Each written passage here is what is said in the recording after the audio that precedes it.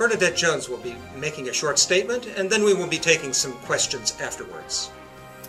This year, Iron Chef 2013 will take place at St. Mark's Lutheran Church in Market Street in Williamsport at 5 o'clock at Sunday. We're challenging Lycoming Center Presbyterian Church. It is the 5th event of its kind.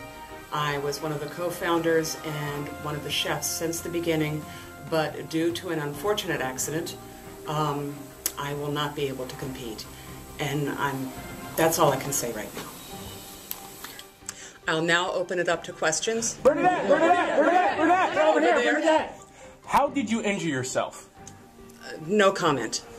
Bernadette, Right here. is it true that it was a Tanya Harding lead pipe incident? I will not comment on that. Bernadette. Yes. Are your replacements up to the challenge? No comment at this time. Bernadette, over here, Bernadette. Back here. Did one of the replacements do it? No comment. Bernadette, over here. Yes, sir. Are you going to win this year?